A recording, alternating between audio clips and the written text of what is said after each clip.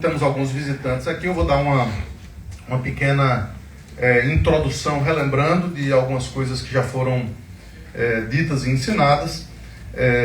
Entretanto, eu queria ler o texto primeiro, um texto que traz duas histórias que são subsequentes ao que a gente viu domingo passado. Domingo passado a gente viu uma igreja desejável em qualquer época, em qualquer tempo, da multidão dos que creram. Era só um, o coração e a alma. Ninguém considerava exclusivamente seu nenhuma das suas coisas, etc. A gente vai voltar a esse texto para lembrar algumas coisas. Mas como subsequente ato, o Espírito Santo inspira Lucas, que escreveu esse texto, a trazer duas histórias, dois relatos, diametralmente opostos. Apesar do ato ser o mesmo, homens que vieram e trouxeram dinheiro para os pés dos apóstolos. Muito dinheiro, não foi pouco. Entretanto, o que estava sendo julgado ali não era o ato de trazer dinheiro diante dos apóstolos, mas o coração de quem estava trazendo o dinheiro diante dos apóstolos. Então, preste atenção na leitura do texto e depois a gente vai pedir a orientação do Senhor. Atos 4, a partir do versículo 36. Me perdoe, eu vou ler a partir do versículo 32 para vocês verem no contexto, para vocês verem o contexto como um todo. Da multidão dos que creram, era um o coração e a alma. Ninguém considerava exclusivamente sua nenhuma das coisas que possuía. Tudo, porém, lhes era comum. Com grande poder, os apóstolos davam testemunho da ressurreição do Senhor Jesus. E em todos eles havia abundante graça, pois nenhum necessitado havia entre eles, porquanto os que possuíam terras ou casas, vendendo-as, traziam os valores correspondentes e depositavam aos pés dos apóstolos. Então se distribuía a qualquer um à medida que alguém tinha necessidade. Primeira história. José, a quem os apóstolos deram o sobrenome de Barnabé, que quer dizer filho de exortação, levita, natural de Chipre, como tivesse um campo vendendo-o, trouxe o preço e o depositou aos pés dos apóstolos. Entretanto, certo homem chamado Ananias, com sua mulher Safira, vendeu uma propriedade, mas em acordo com sua mulher, reteve parte do preço e, levando o restante, depositou-o aos pés dos apóstolos. Então disse Pedro: Ananias, por que encheu Satanás teu coração para que mentisses ao Espírito Santo, reservando parte do valor do campo? Conservando-o, porventura, não seria teu, e vendido não estaria em teu poder? Como, pois, assentaste no teu coração este desígnio? Não mentiste aos homens, mas a Deus. Ouvindo essas palavras, Ananias caiu e expirou, sobrevindo grande temor a todos os ouvintes. Expirou aqui, morreu mesmo. Grande temor a todos os ouvintes. Levantando-se os moços, cobriram-lhe o corpo e levando-o sepultaram. Quase 3 horas depois, entrou a sua mulher, a mulher de Ananias, não sabendo o que ocorrera. Então Pedro, dirigindo-se a ela, perguntou-lhe: diz-me, vendeste, portanto, aquela terra? Ela respondeu: sim, portanto. Tornou-lhe Pedro: por que entraste em acordo para tentar o Espírito do Senhor? Está aí à porta os pés dos que sepultaram teu marido, e eles também te levarão. No mesmo instante caiu ela aos pés de Pedro e expirou.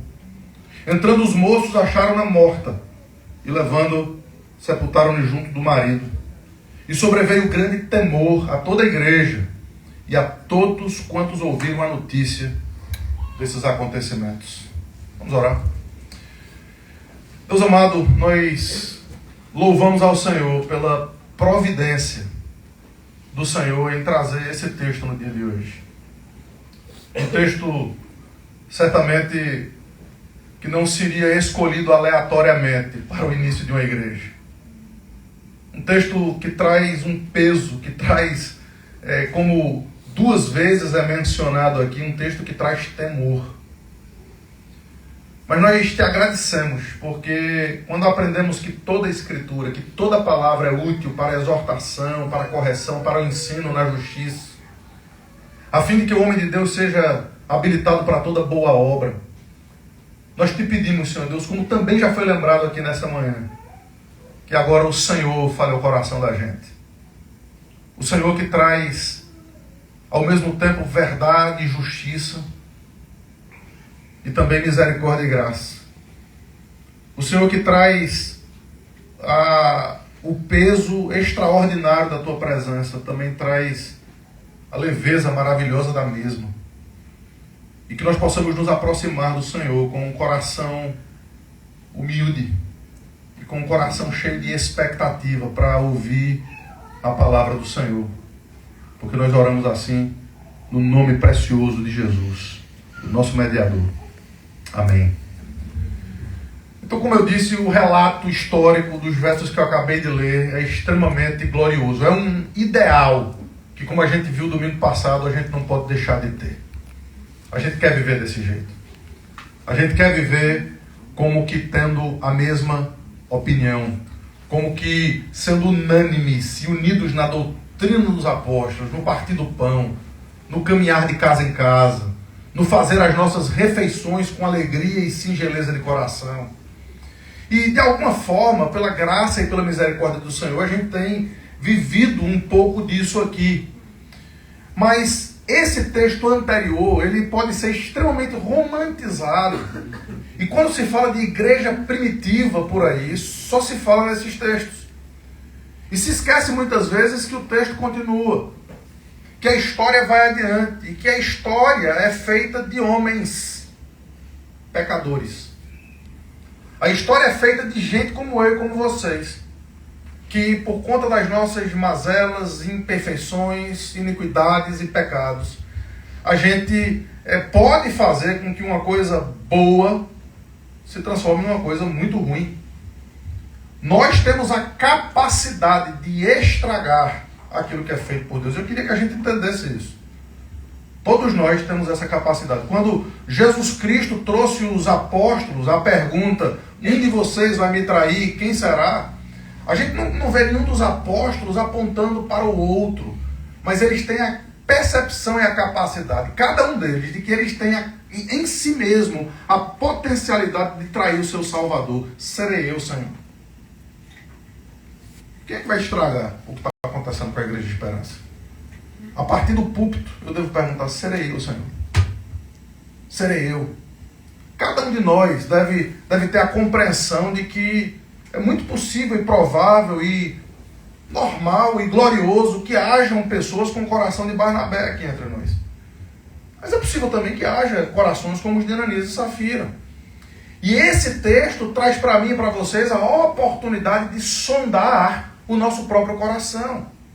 Traz a perspectiva de olharmos não para os outros, mas para nós mesmos, como quem sonda o coração, de acordo com o Salmo 139. Senhor, sonda o meu coração, vê se há em mim algum caminho mau e guia-me pelo caminho eterno. Lucas, então, em primeiro lugar, e deixa eu ler isso aqui na introdução, ele mostra um exemplo de como esse ideal vivido nos versículos anteriores era possível. Versículo 36, José, a quem os apóstolos deram o sobrenome de Barnabé. Então, os apóstolos deram, na verdade, um apelido aqui para ele. Então, se o pastor de vocês, de vez em quando, dá um apelido para vocês, aceitem. É coisa que é bíblica, inclusive. Viu? Princeso, por exemplo, né? É algo assim. Mas eles colocaram o nome de Barnabé, mas o nome quer dizer filho da exortação, ou filho da consolação. E esse nome nos aponta diretamente para o Senhor de Barnabé. É aquele que consola, para o Senhor Jesus Cristo. É aquele que faz com que José, ele não seja simplesmente conhecido pelo nome de José, mas ele seja conhecido por aquilo que o Senhor Jesus Cristo fez na vida dele. E que eu e vocês possamos ter a mesma atitude. A atitude de quem quer viver uma vida que vai glorificar em cada detalhe, o nome do nosso Salvador. Filho da exortação, levita. É interessante, né? Barnabé não era um músico da igreja, viu? Barnabé, ele fazia parte de uma tribo, a tribo dos sacerdotes. Ser levita não era tão fácil como as pessoas pensam hoje em dia. Ser levita no tempo do Antigo Testamento, né, e evidentemente aqui o véu já tinha sido rasgado, isso não era mais necessário, mas ser levita trazia uma carga, um peso extraordinário. Os levitas, eles tinham que carregar o tabernáculo nas costas, literalmente. Eles tinham que carregar o culto. A congregação no Antigo Testamento não cantava. A congregação não tinha a prerrogativa sequer de louvar. Todos nós no Novo Testamento somos levitas. Todos nós no Novo Testamento somos sacerdotes do Deus Altíssimo, porque estamos no sacerdócio segundo a ordem de Melquisedeque. Ele era levita, natural de Chipre. Mais tarde a gente vai entender por que essa informação está aqui.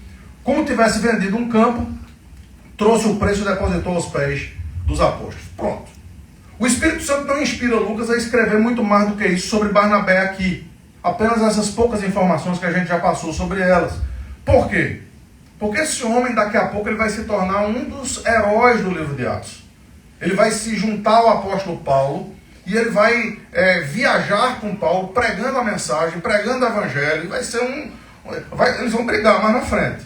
Tá? Depois a gente vai ver sobre isso, vai ver as razões disso aqui. Mas o fato é que ele se transforma num grande líder. Barnabé, ele vai se tornar um grande líder. Então Lucas, ele para as informações aqui porque vai voltar mais tarde.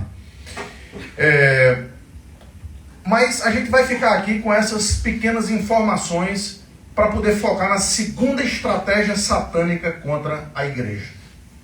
Eu falei sobre isso na semana passada, que Satanás está tentando destruir o que Deus está construindo. Ele está tentando fazer com que aquilo que Deus, através do Espírito Santo, estava fazendo, uma igreja vibrante a partir do dia de Pentecostes, não pudesse acontecer. E aí, a primeira estratégia dele foi a violência, foi a perseguição.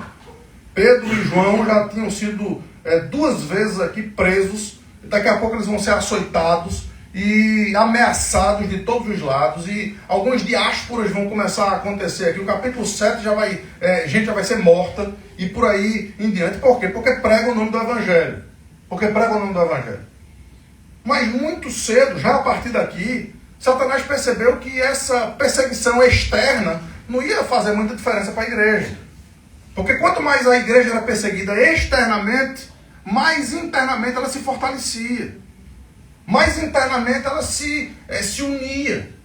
E todas as vezes que os apóstolos saíam das prisões, encontravam os irmãos orando, se colocando diante do Senhor, e coisas extraordinárias começavam a acontecer. Então, já que essa perseguição externa não estava acontecendo, Satanás então se infiltra na igreja para que haja corrupção interna. Para que pessoas de dentro, o apóstolo Paulo também vai falar sobre isso mais na frente, dizendo que até entre líderes, alguns de vós se levantarão como lobos vorazes para tentar dispersar e destruir o rebanho do Senhor. Então, quando a gente entende o que está acontecendo aqui, a gente vai perceber que essa estratégia de Satanás vai ser mostrada aqui com esse mesmo nome. Satanás está tentando fazer isso com vocês. Ele é o inimigo das nossas almas. É verdade que a gente tem inimigos mais próximos do que Satanás, principalmente o nosso próprio coração. É por isso que sempre o desejo da palavra de Deus é fazer com que ela se volte a nos pastorear. É por isso que eu quero focar aqui nessa história de Ananias e Safira, em 2 pontos aqui. A primeira coisa que a gente vai ver aqui é a tragédia da hipocrisia e da desonestidade. Que terrível. Existe muita gente hipócrita e existe muita gente desonesta. E essas 2 coisas, por mais que sejam naturais mundo afora, não pode ser natural no seio da igreja do Senhor. Simplesmente não pode. Nós, por mais delicioso que seja viver uma vida como os versos anteriores, a gente precisa entender que graça, misericórdia e amor, que fazem parte de uma forma extraordinária do Evangelho, perdão, misericórdia, não podem sufocar ou não podem esconder outras facetas do caráter de Deus, a sua justiça, a sua santidade, a sua ira. Deus, aliás, a gente está vivendo numa nação extremamente abençoada por Deus, pela sua história, e um dos grandes avivamentos que houve aqui nessa nação foi através de um sermão pregado por um cara que nem era grande pregador assim, né? Evidentemente entrou na história como se fosse, mas ele lia os seus sermões, Jonathan Edwards, ele lia os seus sermões, e o sermão que chacoalhou a América teve um texto nada coceira nos ouvidos, né? O tema foi pecadores nas mãos de um Deus irado. Vê que tema extraordinário, pecadores nas mãos de um Deus irado. E pessoas nessa nação inteira começaram, o texto diz, às vezes eles se agarravam nas pilastras da igreja por conta da convicção que começavam a ter dos seus próprios pecados. Esse texto traz para nós a necessidade que temos de buscar convicção de pecados. Nós precisamos entender que isso aqui é para o nosso bem, por mais tosca que seja essa história. O versículo 1 do capítulo 5 começa com a palavrinha entretanto. Estava tudo muito bom, estava tudo gostoso demais. Entretanto, um professor meu de seminário, ele dizia que a gente nunca devia perder uma preposição na Bíblia, né? Isso é teologia ou português, né? Veja, as preposições elas ensinam muito. Está tudo delicioso. Entretanto, alguma coisa vai acontecer aqui. Certo homem chamado Ananias, com a sua mulher Safira, vendeu uma propriedade. Mas em acordo, ou conluio, essa é a palavra, com sua mulher, reteve parte do preço e, levando o restante, depositou aos pés dos apóstolos. Irmão, veja, isso aqui é um texto histórico. E, teoricamente, não tem nada de errado aqui nessa cena. Em nenhum texto de escritura que a gente vai interpretando com a própria escritura, em nenhum texto é errado você vender um campo e você trazer uma parte disso aos pés dos apóstolos ou para a manutenção da igreja. Não tem absolutamente nenhum erro aqui. Se alguém investir parte de algo que vende no reino de Deus é algo louvável. Mas Pedro, ele responde a isso de uma forma surpreendente. Por quê? Vamos entender. Veja aí a resposta de Pedro no versículo 3. Então Pedro disse, Ananias, imagine a cena. A cena, ninguém está sabendo o que está acontecendo. E Ananias um homem vem com possivelmente um saco de dinheiro. Porque vendeu um campo, meu amigo. Trouxe uma parte, mas deve ter sido uma parte considerável. E trouxe aquele pacote de dinheiro e botou ali nos pés dos apóstolos. Caramba! Impressionante isso, né? Mas aí Pedro, todo mundo olhando aquilo, responde a esse ato dessa forma. Pedro disse, Ananias, por que encheu Satanás o teu coração para que mentisses ao Espírito Santo, reservando parte do valor do campo? Tem muita gente que pega esse texto aqui, separa de todo o contexto, separa de tudo e vai querer extorquir os membros da igreja. Então vocês têm que vender e trazer tudo. Vocês têm que vender e trazer tudo. Veja, nada mais longe da verdade. Na verdade, o próprio contexto, Pedro vai dizer o contrário disso. Pedro vai ensinar precisamente o contrário disso. Mas aqui se explica por que eu tenho dito que é Satanás que está envolvido nessa história. Pedro diz claramente, olhando no olho de Ananias, Satanás encheu o teu coração. Por quê? Note que o problema não é ele ter reservado qualquer valor, mas ele tem, em primeiro lugar, mentido ao Espírito Santo, porque ele desejava alcançar uma honra que não era dele. Não tenha dúvida que Barnabé, ele já tinha alcançado alguma honra na igreja.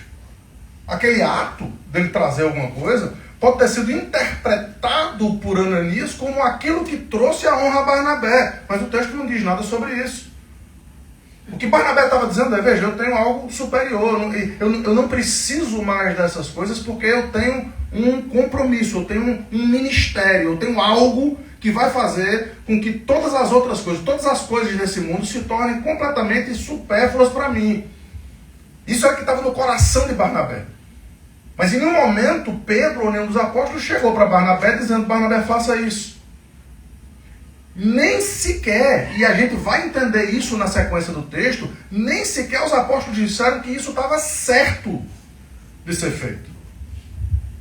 Na verdade, eu disse que tem três, né? A terceira estratégia de Satanás veio exatamente porque esse dinheiro começou a faltar.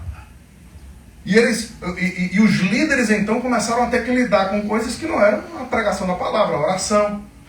Então, Satanás tenta a perseguição, ele tenta a corrupção interna e depois ele vai tentar distrair os líderes. E aí a gente vai saber como é que a gente se livra dessas tentativas de Satanás, cada uma delas. Mas o ponto aqui é que Pedro imediatamente defende essa mesma tese que eu estou falando aqui. Veja aí no versículo 4. Conservando-o porventura, não seria teu? Então, Pedro diz a Ananias, veja, você não precisava vender, é teu campo. Se você tivesse mantido o campo, ele continuava sendo seu. E vendido, não estaria em teu poder. Ao vender o campo, o dinheiro é teu, meu amigo. Veja, existe muita gente ensinando coisas, né, como que se você fosse responsável por 90% do que você tem, e 10% do que você tem é de Deus. É a questão do dízimo. Veja, o ensino do dízimo no Antigo Testamento é um ensino muito claro. Ele está ali precisamente para que a obra do Senhor possa ir adiante. O grande problema é quando se coloca um peso nas costas de pessoas e de membros da igreja, peso esse que o Espírito Santo não traz, ele tira. Todas as doações e tudo que está acontecendo aqui era muito além do dízimo, porque vinha de um coração desejoso de fazer com que a obra do Senhor fosse adiante. Portanto, o que nós temos aqui é o apóstolo Pedro dizendo, você não é responsável por 90% do que você tem. Você é responsável por 100% do que você tem. Se você tivesse vendido esse campo, esse dinheiro era seu. E você faz com ele o que você quiser e bem entender.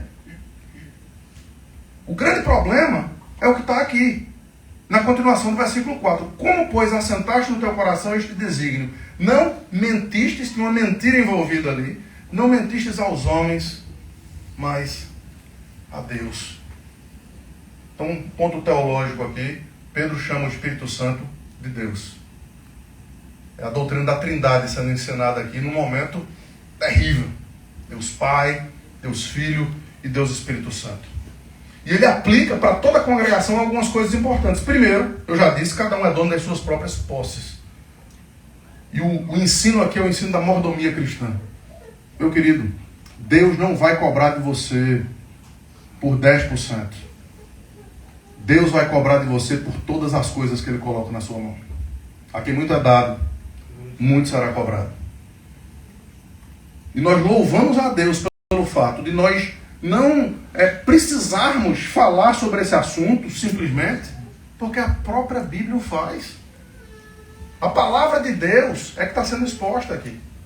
Cada um é responsável pela própria mordomia, por ser mordomo daquilo que Deus lhe dá. E em segundo lugar, aqueles que desejam fazer alguma coisa, façam. Mas que a sua mão esquerda não veja o que a sua mão direita faz. Ananias, ele queria a proeminência. Ananias, ele queria aparecer. Ele queria não apenas mentir, dizendo eu dei tudo sem dar tudo, não precisava dar nada. Mas ele queria fazer aquilo para ser notado, para ser visto. Portanto, essa desonestidade não seria tolerada pelo Espírito Santo do Senhor. A gente vai falar por que Pedro teve essa autoridade aqui daqui a pouco. Mas o versículo 5 continua dizendo assim, ouvindo essas palavras, Ananias caiu e expirou, sobrevindo grande temor a todos os ouvintes. E aqui, queridos, a gente tem um assunto que não é tão gostoso de falar sobre ele, mas de uma forma extraordinária. Vemos que uma das principais motivações da disciplina na igreja é para que haja precisamente o temor do Senhor. O temor do Senhor. Aliás, disciplina é uma das 3 marcas de uma igreja verdadeira. É a pregação da palavra, a correta administração dos sacramentos e a disciplina eclesiástica. E essa disciplina é interessante que muita gente quando pensa em disciplina, pensa no aspecto sempre negativo. Se eu tenho que andar na linha, senão eu vou pisar na bola. Veja, disciplina não começa ali. A disciplina, ela tem a mesma raiz da palavra discípulo. Discipulado.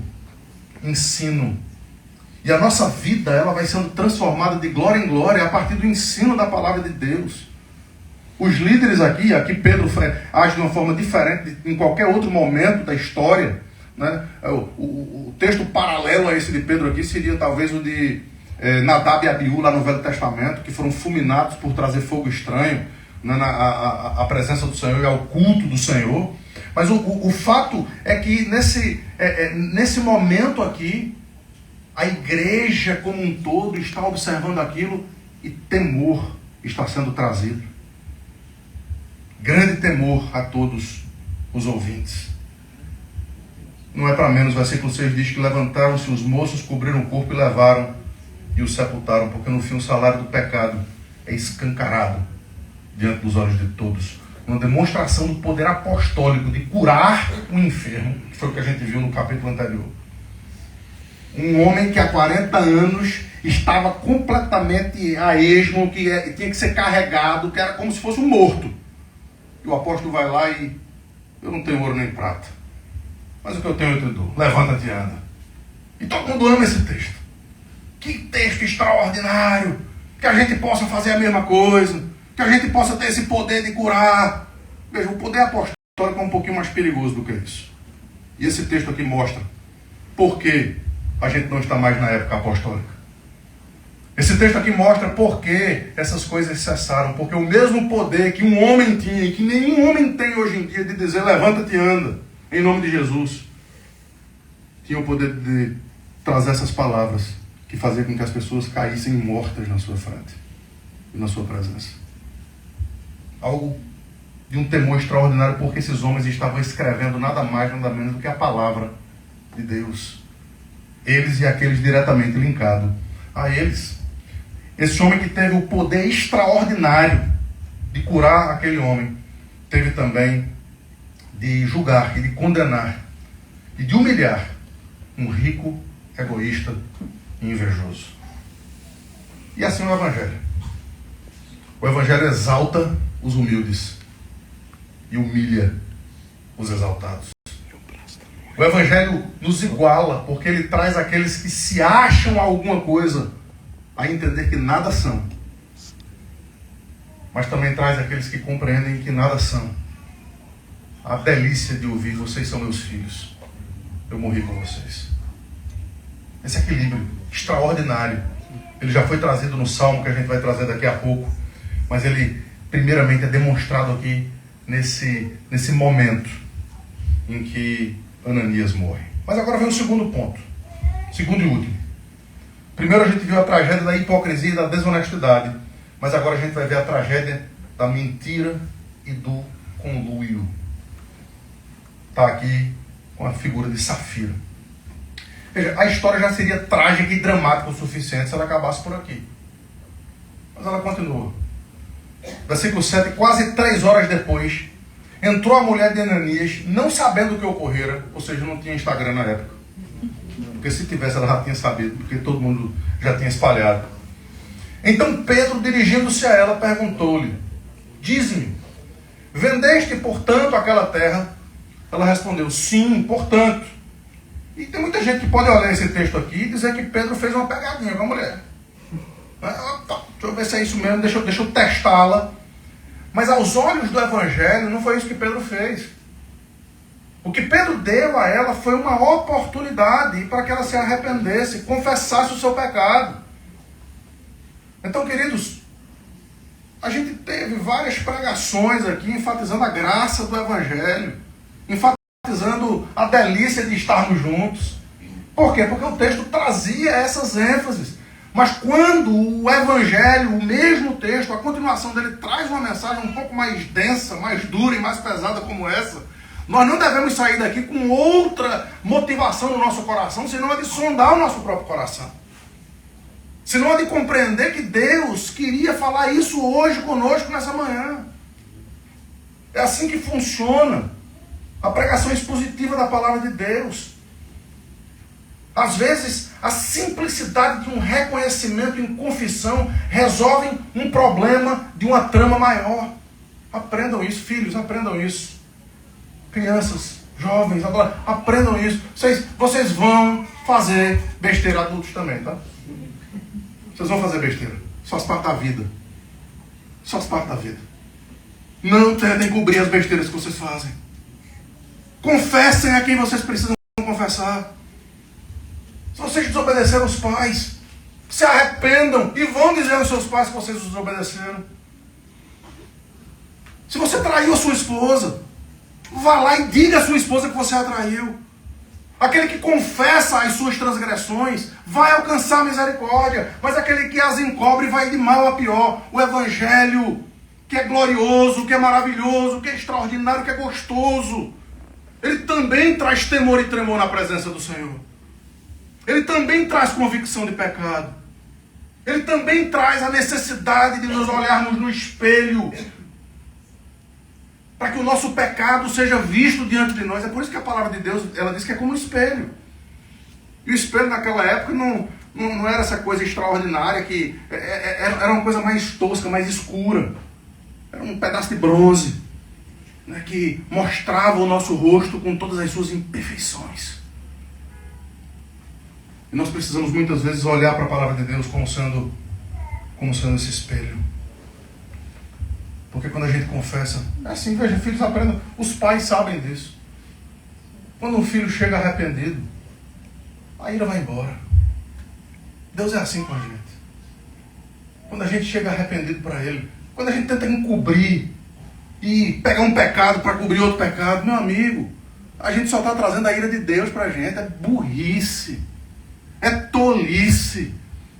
Mas quando a gente confessa, reconhece, enfrenta da forma correta, ainda que possamos ter que alcançar algumas consequências aí, ainda que a gente tenha que lidar com algumas consequências, a gente vai sair leve. Por quê? Porque é assim que Deus faz conosco em Jesus Cristo. A gente chega para Ele arrebentado com os nossos pecados. Na interpretação dos mandamentos do Senhor, nós quebramos todos eles, todos os dias. Nós somos adúlteros, nós somos ladrões, nós somos mentirosos. Nós olhamos o que não deveríamos olhar. Nós desejamos o que não deveríamos desejar. Nós temos outros deuses no nosso coração. Nós fazemos todas essas coisas. E todas as vezes que a gente se chega para Deus dizendo, Senhor, me perdoa.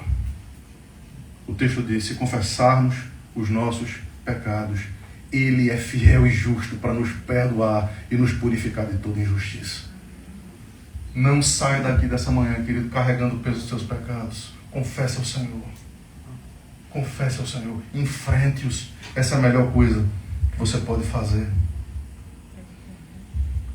Confesse os seus pecados e não entre em conluio para cobrir pecados dos outros. É isso que Ananias e Safira fizeram. O Evangelho verdadeiro confronta. Sim, aqui a gente fala, como eu disse no domingo passado, da extraordinária graça do Evangelho, mas a graça só pode ser compreendida à luz da justiça. A gente só pode entender o conceito de luz porque existem as trevas. A gente só pode entender o conceito de perdão porque existe o pecado. A gente só pode compreender a misericórdia porque a gente sabe o que a gente merece, porque existe o inferno. A gente só pode entender a graça quando a gente entende o que a gente merece. E quando a gente entende a graça do Senhor, a gente vai entender que junto da graça a gente precisa ter o temor. O temor do Senhor é o princípio da sabedoria. Versículo 9, a gente vê aqui a confrontação da justiça de Deus. Tornou-lhe Pedro, porque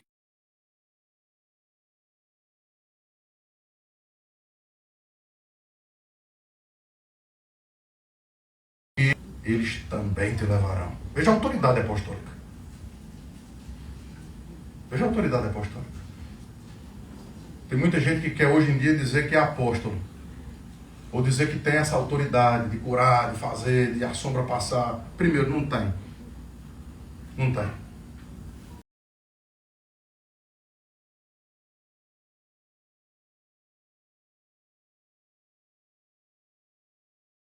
E segundo, eles não sabem o que eles querem. Os apóstolos do Senhor foram escritos pessoalmente, foram escolhidos pessoalmente pelo Senhor para um trabalho extremamente árduo e duro. E eu e vocês somos apenas os seguidores dos apóstolos. É por isso que a nossa doutrina é a doutrina dos apóstolos. É por isso que o que nos une é a união na doutrina dos apóstolos do Senhor. Porque em Cristo eles carregaram um peso que nós não carregamos. Veja que a autoridade apostólica suplanta de qualquer outro líder. Esse poder vai ser claramente demonstrado nos próximos versículos. Veja aí, o versículo 12, a gente acabou no versículo 11. O versículo 12, ele diz: muitos sinais e prodígios eram feitos entre o povo pelas mãos dos apóstolos, e costumavam todos reunir-se de comum acordo no pórtico de Salomão. Então, continua, a graça vai voltar. Viu? Se você acha que toda mensagem vai ser assim, volta domingo que vem que você vai ver uma mensagem diferente. A verdade é que toda a palavra de Deus, nós precisamos de todo o conselho de Deus, porque em momentos de dificuldade, nós precisamos ser lembrados da graça. Mas em momentos de pecado, nós precisamos ser lembrados da sua justiça, para que a gente possa se achegar a Ele, para que a gente possa se achegar ao Senhor Jesus. No mesmo instante, caiu ela aos pés de Pedro e expirou. Entretanto, os moços acharam-na morta e levaram-na e sepultaram-no junto ao marido. O resultado não poderia ser diferente. Versículo 11, sobreveio grande temor a toda a igreja. E não só a igreja, mas também a tantos quantos ouviram a notícia desses acontecimentos. Imagina se algo assim acontecesse aqui. Todo mundo ia ficar impressionado. Caramba! E a notícia ia se espalhar, né? E todo mundo ia ficar impressionado. Foi o que aconteceu naquele tempo. Uma igreja que preza pela união e pela graça é simpática aos olhos das pessoas. E o nosso objetivo é que a Igreja Esperança seja essa igreja simpática aos olhos das pessoas. Por ser uma igreja cheia de graça, cheia de misericórdia, cheia de casa em casa, cheia de refeição. E muita refeição. E boa refeição. Vocês são craques nisso. E que a gente possa mergulhar cada vez mais nessas coisas. Mas uma igreja cheia de verdade e de justiça também impressiona, causando temor. Causando temor. Nós carecemos de um equilíbrio. Nós carecemos de ser balanceados entre essas duas características de Deus. Graça e temor. O salmo que Alfredo leu aqui no início e explicou tão bem, não precisava nem pregar. Foi extraordinária a explicação do salmo, que mostra exatamente isso. A justiça e a paz se beijaram. O que é a justiça de Deus? É a sua ira contra o meu pecado e contra o seu pecado. A justiça de Deus é aterrorizante, a não ser que você entenda a cruz do Calvário. Se você entender a cruz do Calvário, foi o que Paulo escreveu aos Romanos, que a justiça de Deus, ela se revela no Evangelho, de fé em fé, como está escrito: o justo viverá pela fé. A justiça de Deus você não precisa temer, se você já entendeu que Cristo é o Salvador da sua vida. E se você vive de acordo com essa descoberta e com essa fé. Se você apenas acredita nessa história, deixa eu contar uma história para vocês. Os demônios também acreditam nisso. Mas se a sua fé é uma fé que verdadeiramente vai trazer diferença na sua vida, então a sua fé não é morta. E a sua fé vai, de fato, evidenciar uma vida que ama e preza pela graça do Evangelho. Porque vive a partir do temor do Senhor. Misericórdia e verdade. Eu amo o livro de Abacuque, apesar de algumas pessoas aqui reclamarem disso. Eu amo o livro de Abacuque. E no livro de Abacuque, no capítulo 3, tem um pedido muito interessante de Abacuque. Quando Deus diz: olha, eu vou derramar minha ira. Eu vou derramar minha ira contra o meu povo. E Abacuque diz assim: Senhor, na tua ira, lembra-te da tua misericórdia. Que pedido extraordinário. Eu, quando estava preparando essa mensagem, eu fui convencido de pecados. Pecados que eu precisei confessar. Pecados que eu precisei enfrentar. E eu queria que você entendesse que ao ser confrontado pelo pecado, a oração deve ser precisamente a mesma.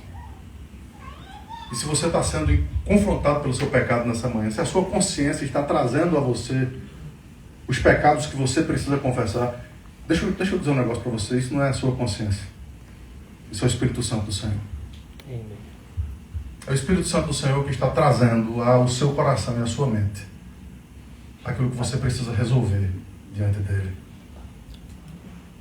para que você possa viver uma vida de integridade na presença do Senhor, para que a leveza seja real, para que a delícia seja verdadeira. As dificuldades vão vir, não tenho dúvida disso. Mas quando a gente entende diante de quem a gente está, a gente pode, como o apóstolo Paulo vai dizer mais na frente, a gente pode ser honrado ou não. A gente pode ter abundância ou escassez, porque a gente pode todas as coisas naquele que nos fortalece. E é precisamente esse, queridos, o ensinamento da cruz do Calvário. A verdadeira justiça divina. A justiça de Deus revelada no Evangelho. No ato de maior injustiça que esse mundo já viu. O santo. O perfeito. O que viveu sem desobedecer os pais, sem olhar para uma mulher com intenção impura no coração, sem desejar aquilo que não era dele, sem entrar em acordo ou conluio, aquele que viveu de forma santa e perfeita, que merecia a vida, recebeu a morte. A justiça de Deus revelada no Evangelho, no ato mais injusto da história. A nossa paz, como diz Isaías 53, sendo o castigo dele. O castigo que nos traz a paz estava sobre ele, e pelas suas pisaduras nós fomos sarados. A ira de Deus sendo derramada no seu maior ato de amor por mim e por vocês. Essa é a cruz do Calvário. A justiça e a paz. E que essa cruz possa atrair você. Que essa cruz possa fazer você entender que a única esperança que você tem não é uma igreja que tem esse nome, mas a única esperança que você tem é o Senhor da igreja, que está mundo afora nessa manhã, proclamando as verdades do seu Evangelho. E que nós possamos fazer parte dessa igreja invisível, como invisível é o nosso Senhor e Salvador, mas real. Porque dele, por meio dele e para ele são todas as coisas. A ele, pois, a glória eternamente. Amém. Vamos colocar de pé. Vou pedir ao Alfredo que venha terminar com a oração e logo em seguida a gente vai cantar mais um canto.